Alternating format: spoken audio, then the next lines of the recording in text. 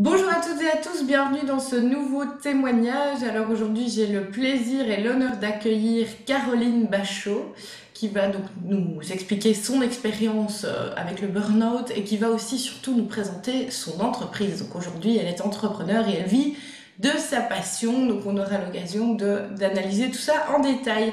Bonjour Caroline. Bonjour Mélissa, Merci beaucoup d'avoir accepté de faire cette interview avec moi aujourd'hui. avec Je grand pense plaisir. que Ouais, je pense que ton expérience va servir pas mal de gens. Donc, écoute, pour commencer, je te proposerais peut-être de te présenter. Oui, je suis donc Caroline Bachot, auteure du livre Loi d'attraction 2.0, le chemin le plus court vers le bonheur. C'était vraiment tout un périple d'arriver à ça et le burn-out m'a aidé à arriver à ça.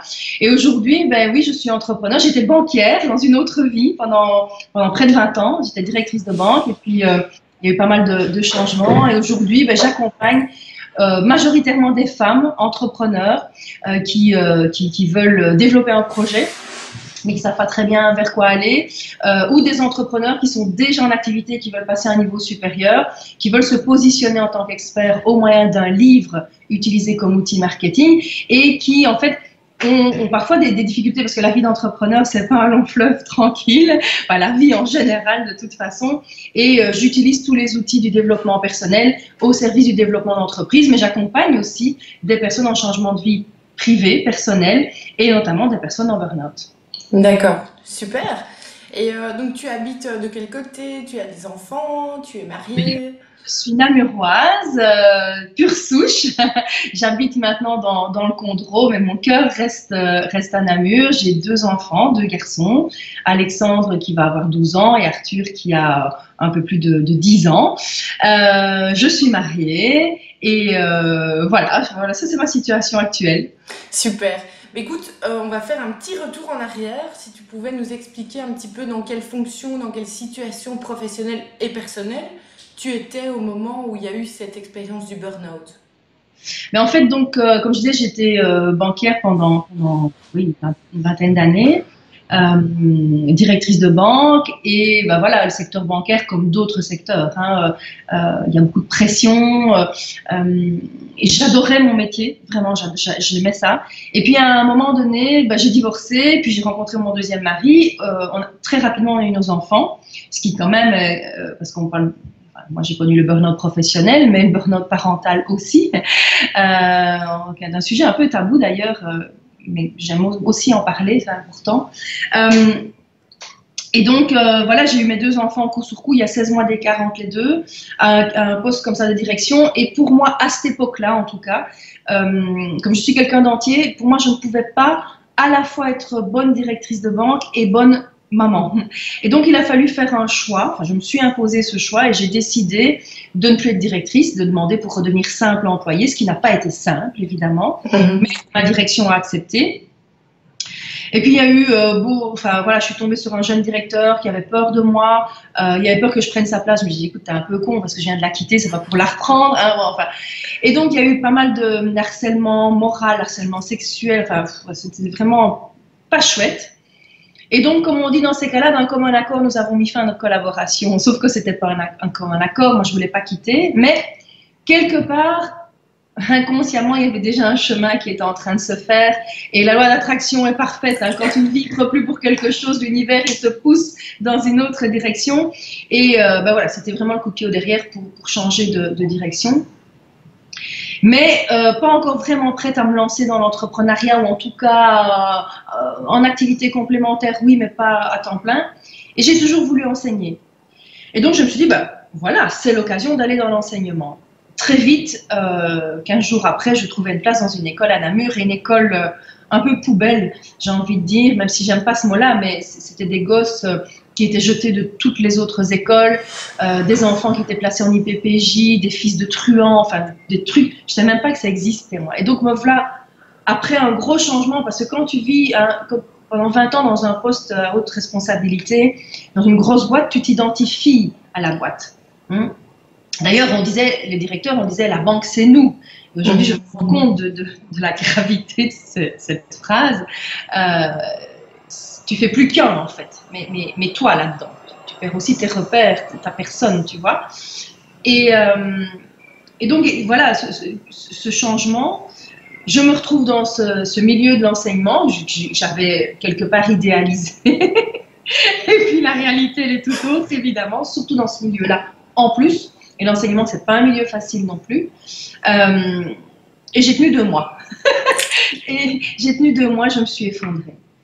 Et c'est là où j'ai pris conscience que j'étais en burn-out. Est-ce que c'est le départ de la banque? Est-ce que c'est l'arrivée dans ce milieu-là? Est-ce que c'est les 2 grossesses? Est-ce que parce qu'il y a eu un changement de maison, aussi des travaux? Enfin, c'était beaucoup, beaucoup de choses. Je pense que c'est un peu tout ça qui a été mis ensemble et c'est un cocktail détonnant. J'aime beaucoup ce que tu racontais tout à l'heure à propos de l'univers, ça c'est une petite parenthèse, mais par rapport à ce craquage justement, est-ce que tu peux expliquer un petit peu, est-ce que tu te souviens du moment où tout a basculé? Ah oui, je m'en souviens, oui, je m'en souviens comme c'était hier. En fait, je ne l'ai pas vu venir et je ne pense pas qu'on voit venir le burn-out, sauf quand on en a déjà fait un, on reconnaît un petit peu les signes, mais je ne l'ai pas vu venir. Parce que voilà, 2 bébés, un nouveau job, une maison en travaux, les difficultés financières qui viennent se mettre en plus de tout ça, les tensions dans le couple aussi, parce que tout ça, ça crée des tensions. T'es né dans le guidon, et donc voilà, moi je ne l'ai pas vu venir. Mais à un moment, je me souviens très bien, j'étais dans ma salle de bain, j'étais avec Alexandre, mon aîné, mais qui était encore un bébé, et à un moment, je suis tombée. Le petit était sur la table allongé et mon corps m'a lâché. Je suis tombée au propre comme au figuré. Et quand je me suis rendu compte que je ne savais plus m'occuper des enfants, je me suis dit, là, il y a vraiment un gros souci. Là, ça a été vraiment le point de bascule où je me suis dit, oh putain, là, il y a quelque chose qui ne va pas, Caro. Et là, vraiment, je ressens de l'émotion en parlant parce que c'était un moment vraiment très, très dur pour moi. Et de me rendre compte que j'étais plus capable, entre guillemets, d'être une maman, en fait, de m'occuper de mes enfants. Donc ça, c'était très, très dur. Donc je suis allée voir mon médecin et voilà, il m'a mis au repos.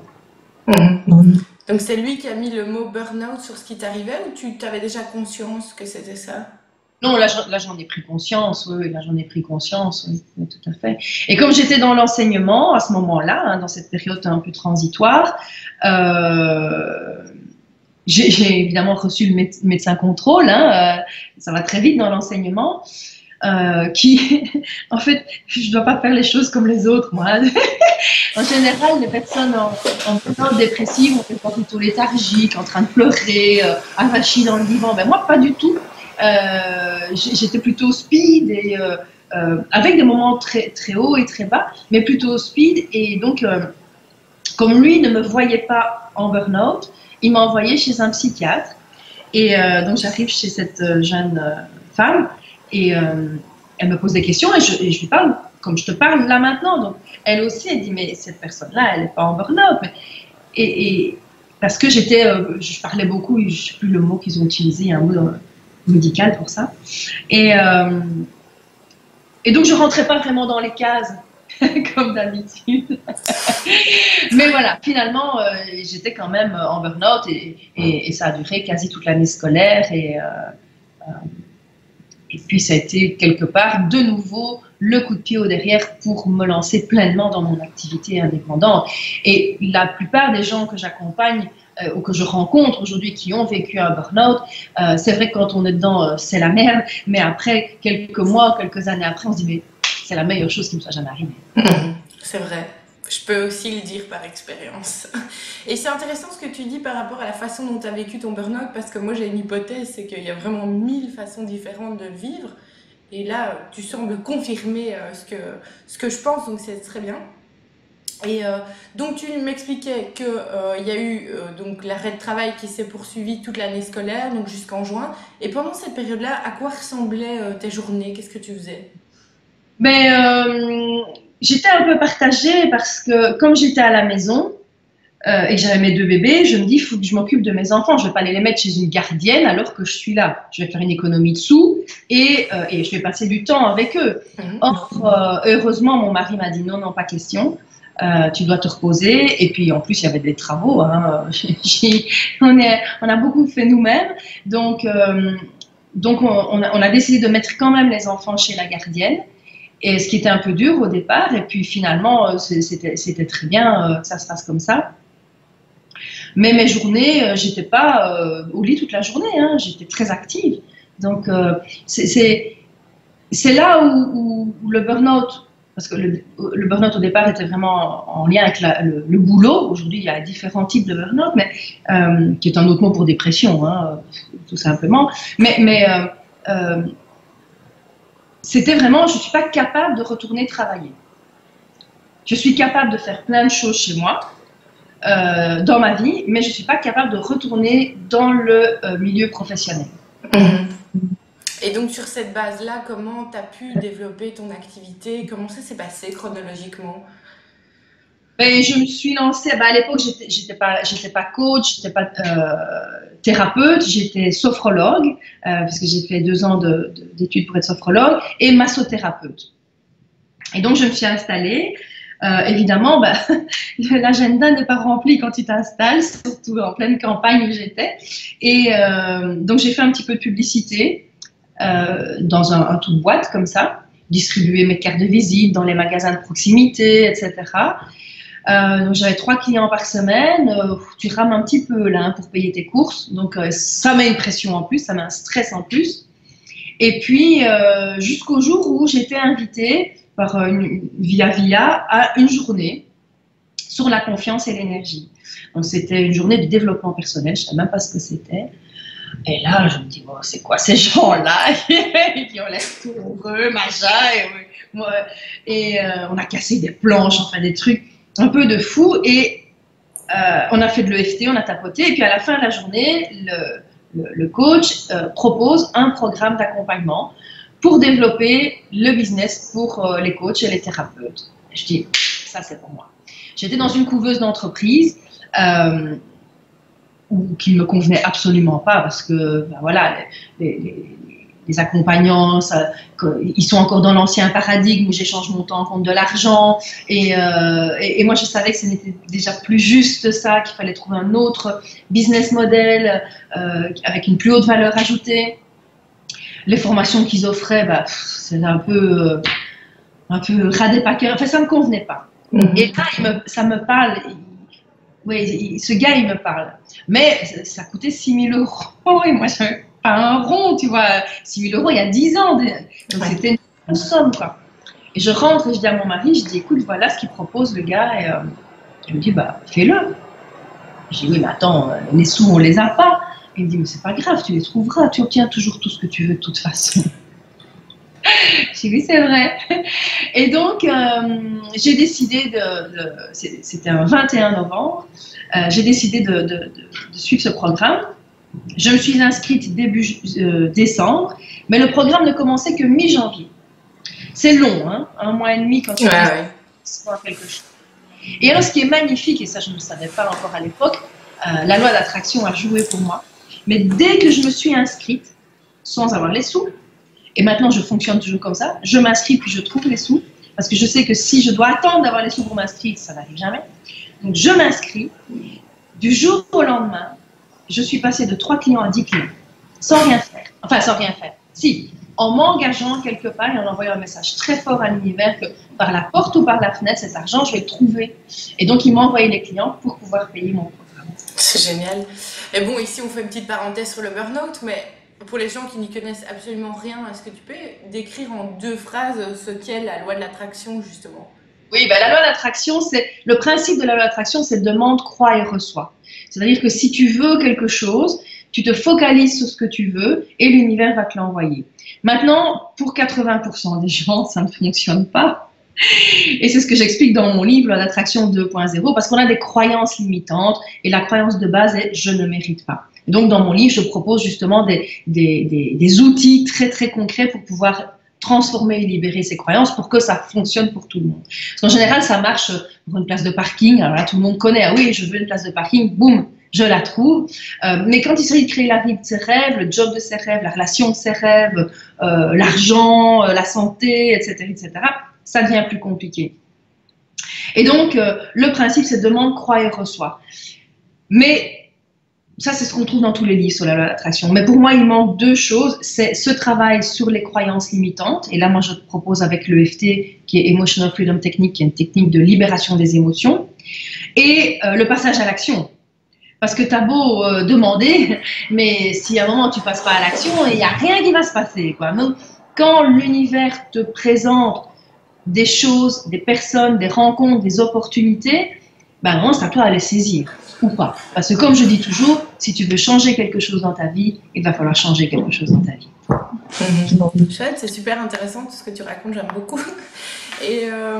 Et donc, justement, aujourd'hui, ta vie, Caroline, à quoi est-ce que ressemblent tes journées, typiquement? Alors, mes journées, typiquement, je me lève, je vais conduire mes enfants à l'école. Et puis, quand je rentre, je commence à bosser. En général, le mardi, le mercredi, j'ai mes coachings VIP. Le jeudi, je suis en consultation à Bruxelles, parce que j'ai un bureau à Bruxelles tous les jeudis. Et puis les vendredis, c'est souvent des journées VIP avec des clients particuliers. Puis les week-ends, je donne des formations, des séminaires sur la loi d'attraction, sur révéler l'expert qui est en vous, sur la confiance en soi, etc. Super. Donc tu es fort active. Et t'as pas des moments où tu ressens que tu es un peu plus fébrile, où il faut faire attention justement Si, justement, la semaine dernière, ça m'est tombé dessus, j'ai eu une bronchite. Mon corps m'a dit « Ouh, Caro, maintenant tu te poses un petit peu ». Et là, j'ai pas eu le choix. J'étais clouée au lit pendant une semaine complète, quoi. Impossible de faire quoi que ce soit, même lire mes mails. C'était juste pas possible. Donc ça, c'est encore un de mes challenges aujourd'hui, c'est de pouvoir gérer je suis quelqu'un avec une énergie hors du commun. Et c'est pour ça que les gens m'apprécient, parce que je les inspire et je transmets cette énergie, cet enthousiasme. Mais mon défi à moi, c'est de pouvoir gérer cette énergie. Et donc, par moment, la réalité me rattrape et donc, c'est un petit lumbago, une petite bronchite, des petites choses comme ça qui me rappeler un peu à l'ordre et me dire maintenant j'arrive quand même à ne pas trop travailler le week-end, sauf quand je donne des formations ou des séminaires. Et justement, si tu avais un conseil à donner à quelqu'un qui est par exemple dans un emploi de salarié, c'est pas toujours le cas, mais et qui se sent un peu fébrile sur la pente un peu descendante là, qu'est-ce que tu dirais? Déjà, je dirais d'accepter ça, déjà, de se dire, de prendre conscience, ça c'est la première chose, hein, de se dire, voilà, si on sent qu'on est irritable, on est fatigué, c'est plus, il y a la fatigue physique, mais surtout une fatigue psychologique, une lassitude comme ça, où à un moment où on ne rigole plus tous les jours, tu vois, où on se marre plus avec ses collègues, où on va avec des boulets aux pieds.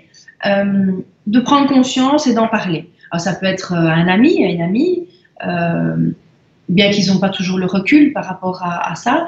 Maintenant, dans certaines entreprises, il y a ce qu'on appelle des personnes de confiance qu'on peut aller voir. Maintenant, il y a toujours le risque qu'ils soient un peu pris entre deux. Mais je pense, en tout cas moi, ce qui m'a vraiment sauvée, c'est de me faire accompagner. Et aujourd'hui, la décision que moi j'ai prise suite à ma première expérience de coaching, c'est de toujours me faire aider, toujours me faire accompagner. Alors je suis soit en thérapie énergétique, hein, je ne parle pas de psychothérapie traditionnelle parce qu'on sait que ça ne fonctionne pas, soit en thérapie énergétique, soit en coaching. Et parce que le fait de pouvoir parler avec quelqu'un qui a une vision extérieure, qui n'est pas impliqué émotionnellement dans ce que la personne vit, ça permet de mettre de la distance, parce que quand on est dans son émotionnel, on voit pas les choses clairement. Alors que le thérapeute, le coach va pouvoir vous aider à voir les choses sous un autre angle, avec une autre perspective, ouvrir d'autres possibles. Super. Et justement, les gens qui vont regarder cette vidéo, il y en a probablement qui vont se dire « Waouh, moi je veux absolument travailler avec Caroline ». Comment ces personnes peuvent te joindre? Alors, on peut me joindre par mail à l'adresse contact@caroline-bachot.com ou sur mon site internet caroline-bachot.com. Je suis aussi très disponible sur les réseaux sociaux, sur Facebook entre autres, il y a ma page Caroline Bachot, Life and Business Coach. Et puis par téléphone, on peut me joindre. Je pense que une première étape qui est, je veux dire, accessible à tous. Vous pouvez aussi commander mon livre sur mon site ou sur Amazon. Et quand vous commandez mon livre, vous recevez une séance de coaching gratuite. Et là, ça permet de faire le point. Je vous envoie un questionnaire, enfin, mon assistant vous envoie un questionnaire qui me permet de déjà préparer l'entretien, de déjà me connecter quelque part à la personne, à l'énergie de la personne. Et on voit, bah, tiens, c'est quoi le problème aujourd'hui? Est-ce que c'est personnel? Est-ce que c'est professionnel? Vers quoi vous voulez aller? Et bah, quelles sont les étapes possibles pour y aller? Et donc, voilà, je reçois en consultation à Bruxelles, ici chez moi à Sydney ou par Skype dans le monde entier. J'ai des clients un peu partout dans le monde avec la technologie aujourd'hui. Comme cette interview, elle ne serait pas possible sans Skype, hein, ça serait plus compliqué. Et donc voilà, ne pas rester en tout cas. Il y a quelques mois, j'ai eu une dame comme ça, justement, qui avait acheté mon livre. On a fait une séance découverte. Et elle était en burn-out, justement. Et donc, voilà, je lui propose mon aide et elle me dit « Ah oui, mais non, parce que je vais d'abord essayer de m'en sortir toute seule. » Et je lui ai dit gentiment, je dis « Ok, on se revoit dans 6 mois. » Et je dis ça avec beaucoup d'amour, hein. C'est pas méchant du tout, mais c'est très rare de pouvoir se sortir de ce genre de situation tout seul. Et je sais aussi, et j'accompagne justement une personne pour le moment qui a fait un burn-out il y a 2 ans. La plupart des gens gardent des séquelles de leur burn-out. Il y a toujours, un peu comme quand tu as une entorse. Tu vois, tu fais une entorse, mais tu gardes toujours une petite faiblesse au pied. Tu as eu cette entorse. Mais voilà, il faut être vigilant. Et je me souviens d'une autre dame que j'ai accompagnée, Audrey, qui a fait un burn-out et après quelques semaines, elle commençait à aller mieux. Après 2-3 mois, elle était vraiment sortie de son burn-out et je lui ai dit, surtout, tu n'attends pas de retomber avant de venir me voir. Parce que souvent on retombe. Et ça, c'est le danger avec les personnes en burn-out qui se font aider, c'est que très vite, en tout cas pour certaines, ça dépend quel thérapeute elles choisissent, mais très vite, voilà, elles reprennent du poil de la bête. Et le danger, c'est de retourner trop vite au boulot. Et il y a des gens, mon mari d'ailleurs, qui a fait un burn-out aussi il y a quelques années, pas en même temps que moi, heureusement, après 3 mois, il a repris le boulot. C'est beaucoup trop court. Même 6 mois, c'est beaucoup trop court. Il faut vraiment prendre le temps de se reconstruire en profondeur. Et toi, tu recommanderais de reprendre son ancienne fonction telle qu'elle était? Ça dépend du travail qu'on fait sur soi. C'est possible, parce que faut quand même... Ce ne sont pas les circonstances qui ont fait que on a attrapé le burn-out. C'est notre état qui a créé aussi ces circonstances. Le burn-out, enfin, comme tout d'ailleurs, ça ne vient pas par hasard. Il y a une raison. Donc on a créé aussi, même si c'est une co-création, on a créé aussi cette situation. Et donc, il n'y a que nous qui pouvons changer aussi la situation. C'est par un travail sur soi que ça peut changer. Donc, à partir du moment, et notamment avec les psychologies énergétiques, avec l'EFT, à partir du moment où on va aller guérir les blessures qui sont à l'origine quelque part de cette situation, on peut peut-être retourner dans cet environnement parce qu'on aura changé. Et donc l'environnement aura changé. On va dire, nous on change, l'environnement va changer. Maintenant, parfois pour certaines raisons, c'est plus possible de retourner. Et là, alors, il faut se poser et se poser les bonnes questions. Qu'est-ce que je veux? Est-ce que je veux retourner dans ce genre d'entreprise? Parce qu'on peut retourner dans le même type de boulot, hein, mais finalement, rien n'aura changé. Ou est-ce que je veux changer de structure et rester dans le salariat et changer de structure? Ou est-ce que je veux me lancer comme indépendant? Moi, je me souviens, mon mari, quand il a fait son burn-out, il m'a dit, moi, je ne veux plus travailler dans un système traditionnel. J'ai dit, OK. Et donc, pendant 5 ans, il était père au foyer. Les enfants, pendant que moi, je développais mon entreprise. Puis là, depuis 1 an et demi, il a repris un boulot parce que les enfants sont plus grands et qu'il avait besoin d'autre chose. Mais voilà, parfois, il y a un changement radical à faire. Hein. Comme quoi, il n'y a pas une façon de faire les choses. Chacun doit sentir ce qu'il veut, ce qui est bon pour lui. Oui. Mais se faire aider, c'est vraiment la clé. Et pour moi, c'est avec les psychologies énergétiques. Ça, c'est sûr et certain. Super. Bah, écoute, un tout grand merci pour tes précieux conseils. Je te remercie beaucoup. J'allais te dire bonne continuation dans ton business, mais je sais que ça roule à fond. Donc je te dirais continue.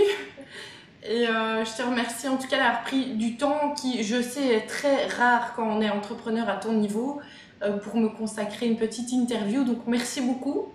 Avec plaisir, mais pour moi c'est important et c'est vrai que je dis souvent mon temps c'est mon bien le plus précieux et je veux le distiller aux bonnes personnes. Et quand tu m'as parlé de ton projet et quelque part de ta cause, ça a vibré chez moi, ça m'a parlé. Et donc, si je peux apporter quelque chose par mon témoignage aux personnes qui te suivent, ben, j'en suis ravie parce que faut pas, voilà.